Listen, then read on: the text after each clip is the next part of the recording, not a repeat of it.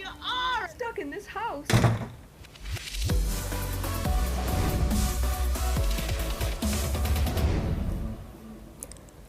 Ladies and gentlemen, welcome your host, Jennie McNulty. Hello, everyone. I would like to thank my fancy new English announcer. I hope you enjoyed her. Hi, I'm Jennie McNulty. This is the In-House Comedy Chat. More than a talk show, we are energizing your mind, body, and spirit. It's Wellness Wednesday today, you guys. And, excuse me, I've got some, uh-oh. I have got some, a kind of an interesting way. Sometimes, you know what, part of wellness is just letting your freak flag fly. So I've got a fantastic recipe for you that doesn't have anything to do with plant-based stuff. My guest today is Carly Thomas, an amazing singer-songwriter out of Canada. And don't forget to stick around after we're done chatting with Carly. We're gonna take a walk on the beach, that's right. We're gonna leave Cher's lovely confines here. You know, Cher, really, you ought to do the intro for me next time, maybe. But she's drinking tea. Her throat is bothering her right now, but she may join us on the walk. So stick around for that. But first, my thoughts. As you know, yesterday I had my second shot, so I would really love to thank Carly for agreeing to record our interview last night, because about 12 hours in, I felt a little like achy. My skin was weird. Like when I touched where the shot was, I felt tingly all over, but not in a good way. It was sort of like waiting for edibles to hit. You know, I was like, do I feel anything? I don't know. Is this psychosomatic? Am I really feeling it? And sure enough, after a while, my joints started to ache a little bit and I felt a little fluey. Went to bed early and feel okay today. But like I said, I want to thank Carly. An interview might have been a little much for me, but hey, I just want to say one thing. I have a bone to pick, not my own, because my bones are a little sore right now, but I got a bone to pick with the people about the side effects, because as you know, when I got my first shot coming out of Dodger Stadium, I hit something and got a flat tire. They didn't warn me about that. And then yesterday, when I went to hand her my card, I accidentally spilled my mug of coffee into my lap. So I would like them to update their side effects to say that it could include a flat tire and a hazelnut-smelling lady parts. They really ought to let you know that. Alrighty, I'm going to keep it short today because we've got a great interview with Carly Thomas. As I said, she is an amazing singer-songwriter based in Canada. Well, she's been hanging out here in the good old US of A, but she's from Canada, from all over, really. She's absolutely wonderful. She's got a great project she's working on now that we're going to find out all about. And again, I want to really thank her for agreeing to switch things up and record this interview with me for last night. So record this interview for me last night. A little woozy, you guys. All right, so check it out. Here is a fantastic interview with Carly Thomas. I know it's a mess, this heart in my chest. I've been pushing, you've been pulling me through. And I can attest that all I have left is a broken idea of the truth. Please, can you stay with me? Okay, ladies and gentlemen, welcome Carly Thomas. Hey, Thank you. Carly, how are Hi. you? I'm so good. How are you? Thanks for having me. I am well. Thank you. Welcome. Great to meet you. Now, in looking up, you have lived all over the place. You have lived in France. You grew up in or born in Thailand, in Argentina. You lived in Canada. So, do you speak Canadian? I speak fluent Canadian. I will tell you about all of that. Yeah, I mean, I'm super proud Canadian. I also have moved so many times. I feel like I'm a shark. If I stop moving, I could die. So I just have to keep going. What's the longest you've ever been somewhere? Actually, so it was because of like my parents and my dad's career when I was growing up. So when I graduated high school, I spent a little bit of time in New York, and then I moved to Vancouver, and that was the longest time I ever lived anywhere, about 8 or 9 years there. and so that kind of feels like a big Wow. piece of my home and heart there on the West Coast. Yeah. Yeah. Yeah. So, but you consider yourself Canadian out of all of those places? Oh yeah, yeah, definitely. Yeah. Yeah. I mean, No. I'd like to Hockey a fan? citizen of the world, I guess, but proud Canadian. Yeah. True. True that. Now I'm Are you a hockey fan? Californian. Yes. Pardon? I am a hockey fan. I was a huge Canucks fan, but now that the Sedin twins are not on the Canucks and Roberto Luongo is no longer there, I have not really been watching, I have to admit. I guess So you just it doesn't make nobody me a then? bandwagon fan, but I love hockey. I used to play hockey when I was growing up. I started when I was 5 Oh, years did you? old. Yeah. Yeah, my dad coached the team. I was really good at skating right away, so I played with all the boys teams, and they hated me because I scored all the goals. I was a stud. Excellent. Excellent. I like you better already. But let's talk about your fantastic musical career. The song we just heard, Coming In, Stay With Me, a beautiful Yeah. song. Tell us a little bit about that. Thank you. Well, that's the first song that I've sort of unofficially released off of my new album coming up, and it's sort of along the lines of I wanted it to be an intimate, honest, real song about, talking about going through hard times. I've definitely been through mental health issues and depression, and it's just sort of about reaching out, but in a more intimate way, I guess, in a sort of with a love. But that was one of the songs on my new record that I'm super proud of, and I didn't expect to share it so soon. I sort of have this whole thing, like the record's still being finished right now, and we're gonna be releasing it in June, but it felt like the right time to just come out with something new, and I'm also entering it into a Canadian CBC Searchlight contest that will be one of those like voting things. I could cool. win recording time and all the things. So I thought, let's just here it goes. Now you've got an Indiegogo campaign going. We're gonna get the information up there for that so people can donate. Is this part of that project as well? This song is part of that album?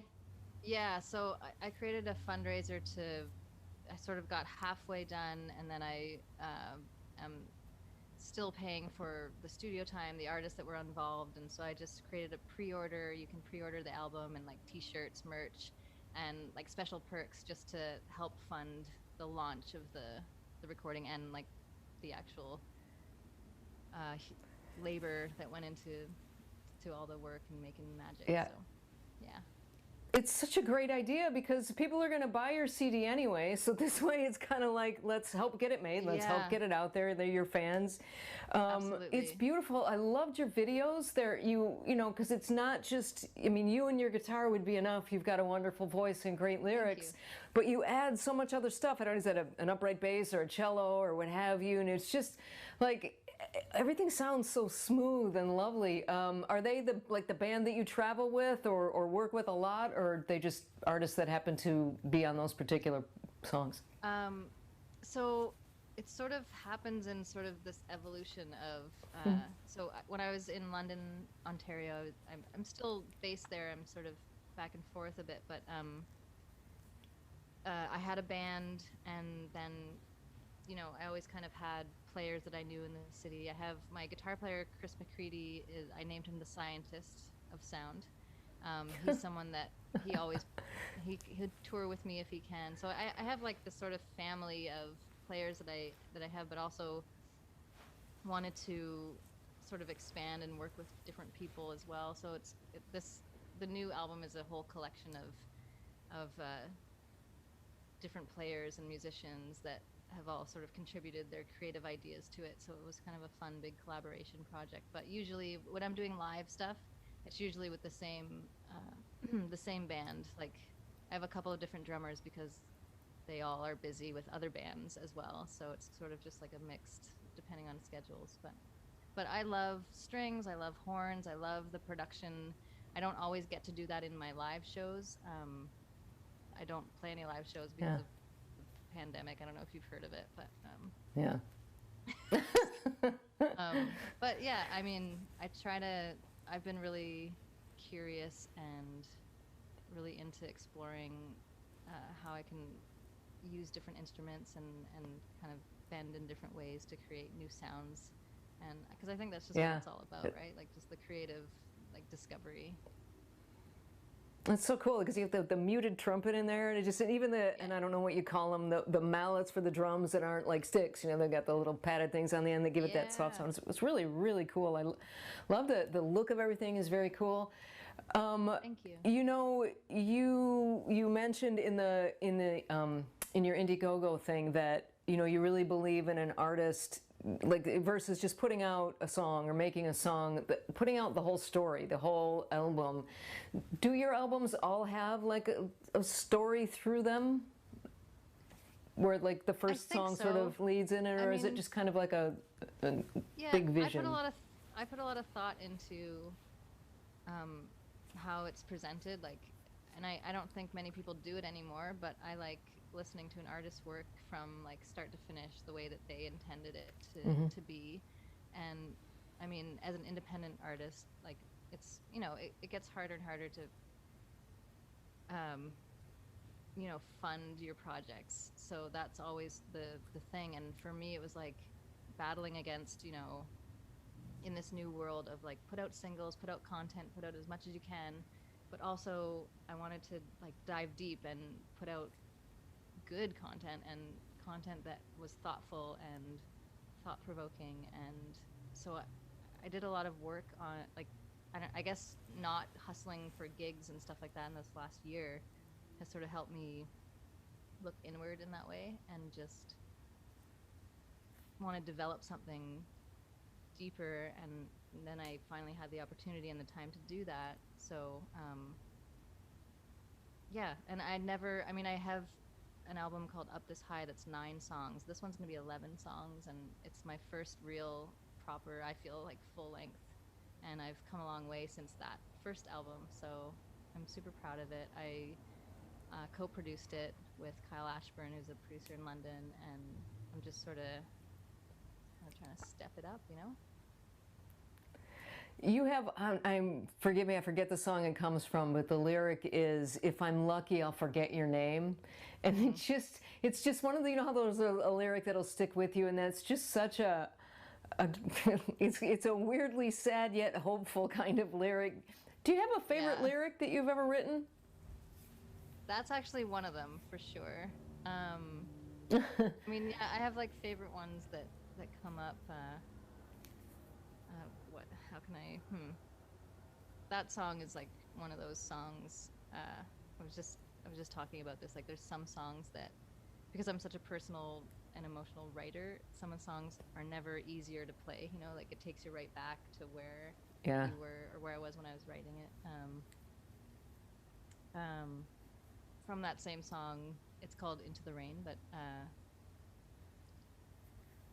you don't live here by the ocean, I'm trying to throw you like a stone, watch you skip away, like little things like that. I definitely have favorite lines that I like singing them. I can't think of any right now.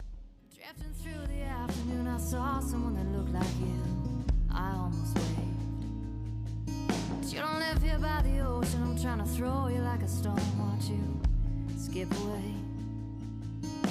I think if you were here, we'd have a laugh. If you were here, I'd feel home again. Everything has changed and I feel like a stranger to every place I've ever been. Was it worth it? Does it hurt yet? Do you still feel the same? Maybe someday, if I'm lucky, I'll forget your name.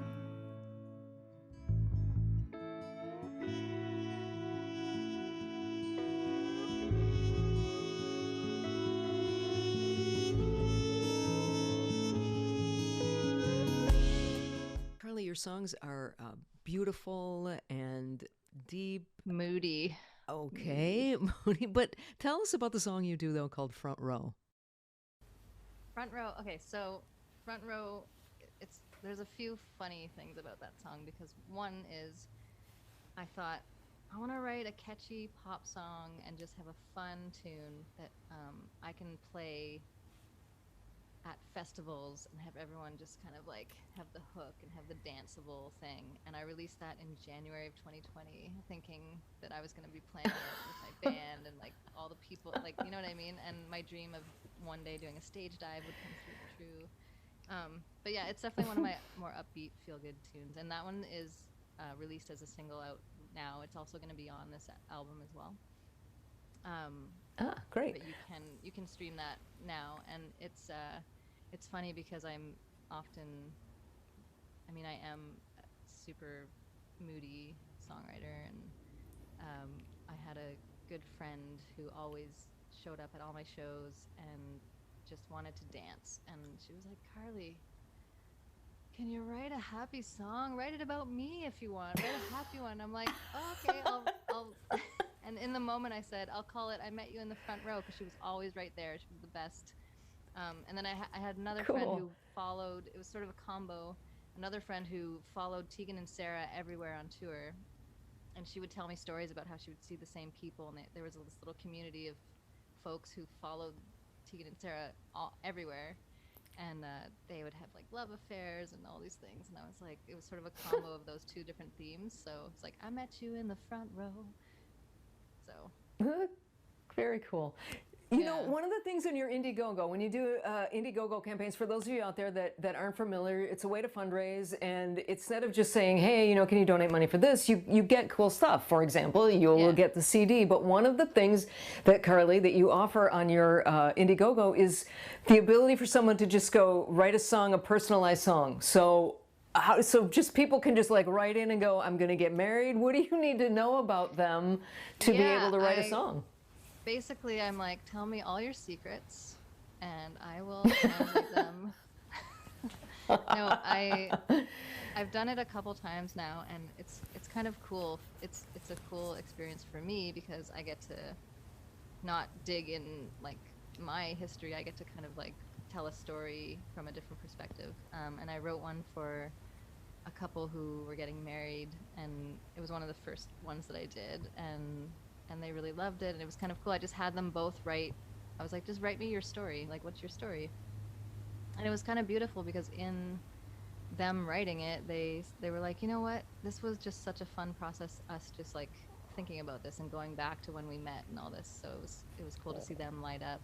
And then I just sort of took a couple of the themes that they both talked about and made a little song. And yeah, it's a cool, and I think it's a cool gift to give, such a unique thing now.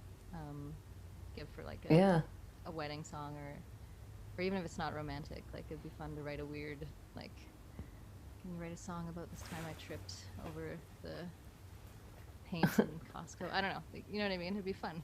I need some more light material. Did you put that on an album anywhere, or did you just give them that song for their wedding? Yeah, just gave them it as like a proper, like I have a studio at home, just a simple like acoustic vocal kind of thing. And cool. That's when you started to tell that story, like, they, in the process, I thought you were going to say they broke up, because it was just like, in the process of writing all the reasons we got together, we realized this is not going to work. So, can you make that a breakup song? Changes halfway through. All right. Yeah, right. I want to show a clip of a really important song that you did. Let's take a quick look at I Remember You. I never thought I could pull my feet up. This is the hardest thing that I'll ever have to do.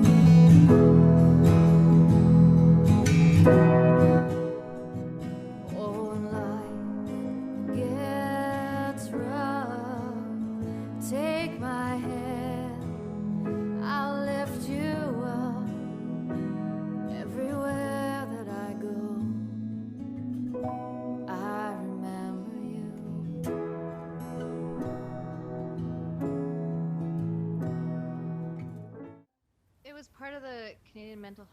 awareness or mental health organization. It was done with there were two mothers that did a docudrama about their children who had committed suicide, and it was sort of around suicide prevention, and I ended up sort of writing a song a little bit based on their story, but also from something that I was already sort of working on. And just for me, I think it's such an important thing to talk about, and I think we all are. It's sort of, it was a break the stigma kind of thing, and the video was done beautifully. It was actually all pictures of people who had passed and just trying to. Yeah, I don't know. It's like emotional to talk about, but I mean, that's the kind of thing that I think is important for a lot of artists to sort of raise their voice, and especially through music. I think it's such a healing. It's a healing. Right, through music, and especially now, you know, it's funny. We were just talking when I was looking up. In fact, it was one of your albums was nominated for Album of the Year by a Canadian radio station, which of course begins with the call letter C because it's Canadian. I grew up in Detroit, and like immediately as soon as I saw those call letters, I thought of CKLW, which used to be the Detroit Windsor rock and roll station, and I was just laughing at about how sure I can remember that, can't remember what the hell I went to the store for, you know, but it's like music is such an important thing in our lives, and you know, not only can it do something like that where it moves people and it makes people aware of things, it removes stigma, it does so many things. Have you always been musical? Is this something where, like, you know, you just sort of picked it up and went with it? And how many instruments do you play, by the way? So two in there. Have you always been musical, and what instruments do you play? Well, I mostly play guitar. I play a little bit of piano now, and I started playing bass when I was, I want to say like 12 or 13, but the bass was so big and my hands are so tiny that I moved to a guitar. But I have always been. I think for me, the reason why I try to get involved in those kinds of projects and stuff, and just try to like be a part of that is like the suicide awareness thing, is because for me, writing and singing and all that, I felt like it saved my life a bit because that was my outlet.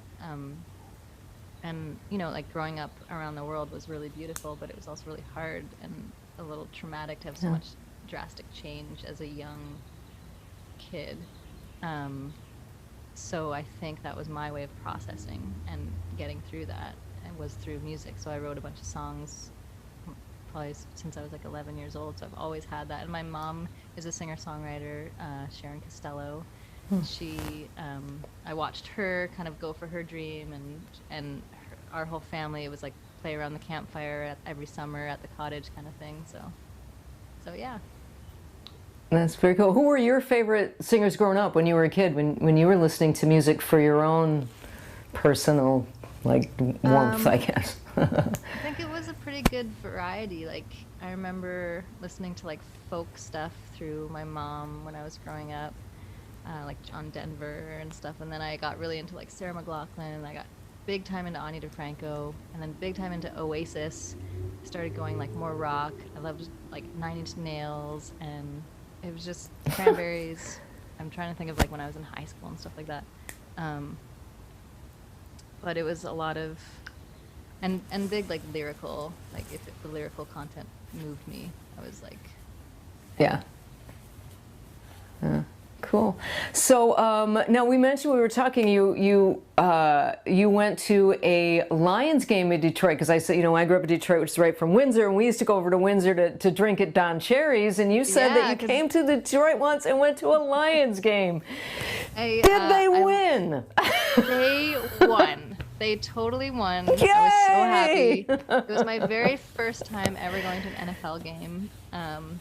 I went when I was just newly seeing my ex, and we went, and I was freaking out. It was so much fun.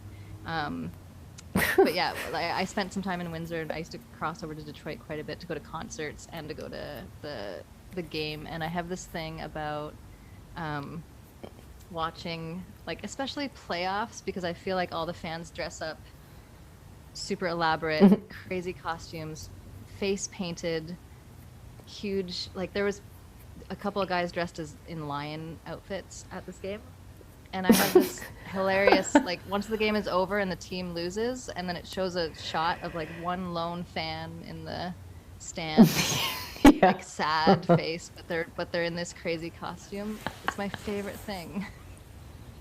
It's my favorite thing.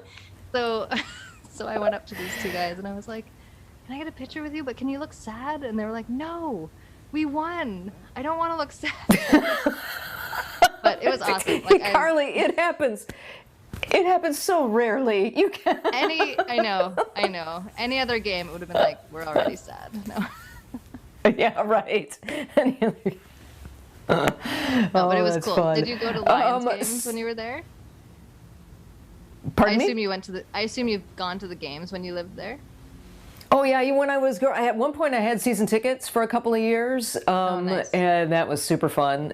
We went, and my parents had season tickets from when I was a baby, and then one year we got a couple sets, and because he got them from somebody that he worked with, and they were like second or third row. They were really good seats, so we would go and kind of switch. So we would sit up in their seats, and then they come down and sit in these. Nice. But it was So super fun. I love it.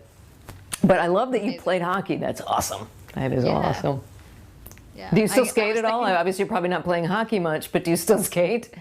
I mean, when I was back in Canada last time, I took my niece skating at the outdoor rink, and I don't do it that often anymore, but I love it. I still love it. It still brings me right back. Yeah. It feels like I'm a kid again. Yeah, absolutely. All right, so how can people find out? First of all, we want them to follow you on social media. We got your Twitter up there. You also have an Instagram account. Sounds like Carly Thomas. Is that correct? Sounds like Carly Thomas is Instagram. Twitter is Carly_Thomas. Okay. But yeah, and then we got your everything's- website and the Indiegogo. So we got to go to Indiegogo.com and then look up Carly Thomas. You can find it that way. Yeah, you can order like a bunch of, you can just pre-order the album or the digital copy, or you can get a bunch of other like perks to help me get this album out there in the way that I believe it should be. Maybe I'll write you and have you do a ballad about the Detroit Lions for me. I would love to. That would be amazing. I would make a video for that one too, probably. Use that picture of the two Lion fans in there. Exactly. So great. So go to your Indiegogo campaign, support this, and can you give us like a little sneak peek or anything that like an exclusive here for the in-house comedy chat about your Indiegogo? Well, I have not yet shared what the title of the album is, so I'll share that with you now as an exclusive. But it is going to be called Behind the Ficus. Behind the Ficus. Behind the Ficus. Very you have to cool. listen to Very it cool. hiding behind ficuses for it to make sense. But yeah, I'm really proud of it. I'm looking forward to being able to share all the tunes. So definitely check it out. Well, I'm looking forward to hearing them as well. And one last question before I let you go, my new friend. What I like to ask my guests before I let them go is, what do you do when you're feeling down in the dumps? We're going to go take a walk on the beach to kind of uplift our spirits. What do you do when you're feeling down in the dumps and you want to pick yourself up a little bit? What do you do? Gosh, probably like tacos and margaritas. I love it. I love it. But honestly, I playing my guitar, probably. It always helps.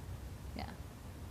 Cool. Especially well, keep with on playing, my girl, my friend. Keep on writing. I love what you do. I'm a brand new fan. I'm sure they're going to have some new fans out there too. The best of luck to you. Continued success. Thank you so much, Carly. Everybody go follow Carly Thomas. Bye, Bye, Carly. Thank you so much.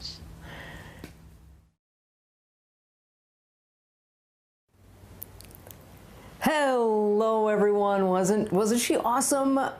Please do support that Indiegogo campaign. You'll get a CD, you get your own personal song. That is really cool. I've never heard of an artist offering to do that. So that's super awesome. All right, are you guys ready?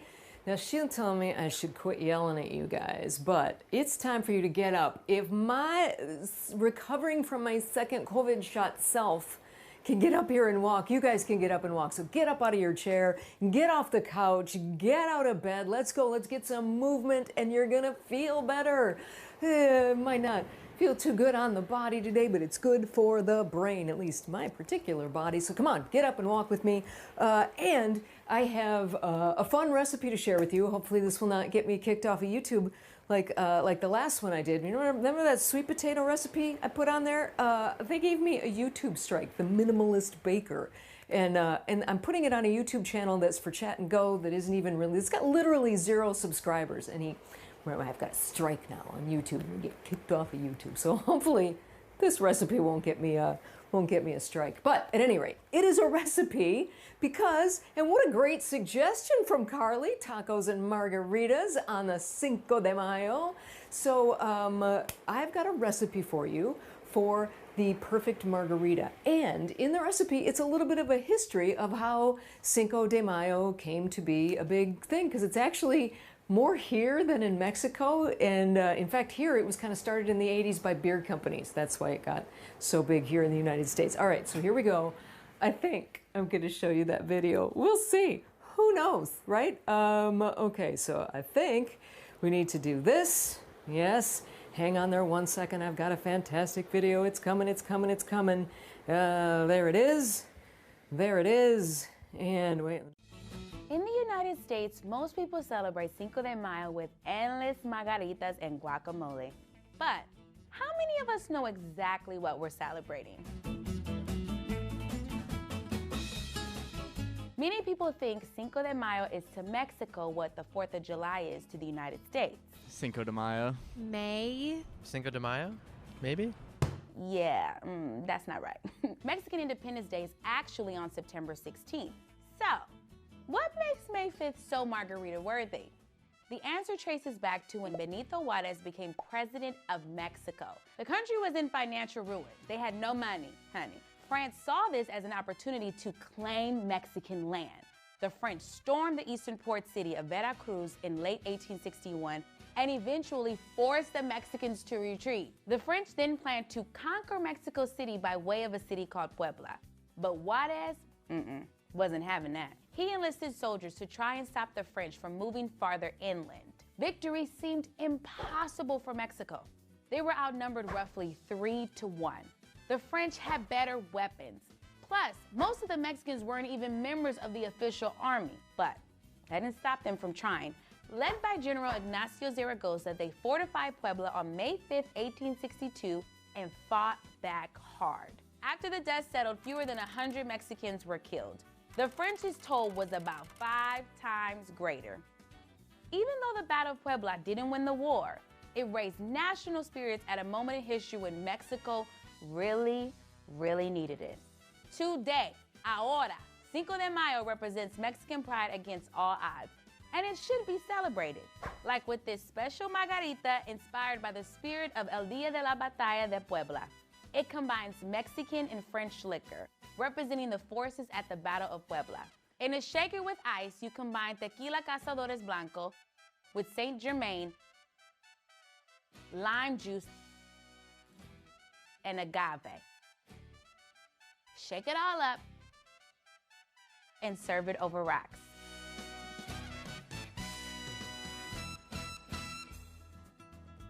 Okay, wow. Okay, we need to wrap this up because I'm ready to go party. I just had me some cazadores, okay?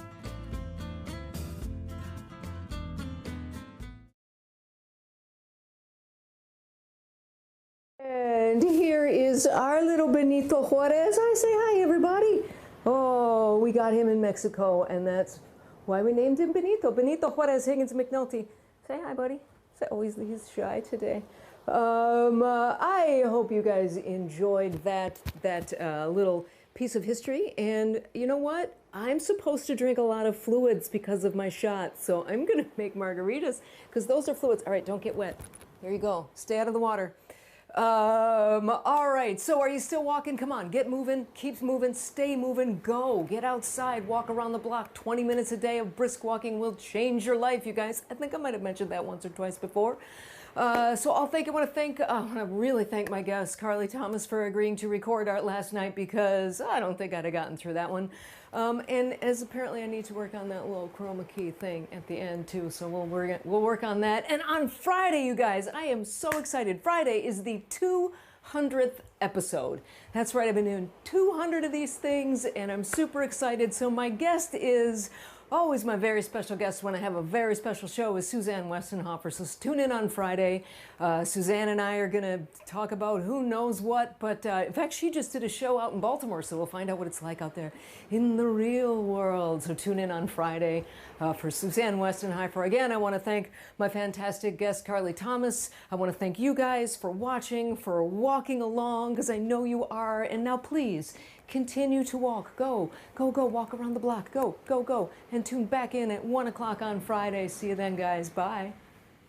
Okay, I forgot. I got to do this part too now. Where'd it go? Here it is. All right. I'll just be walking forever on the beach. Okay. Replay not available, so we can't replay that right now. Here we go, you guys. Ready? Fade.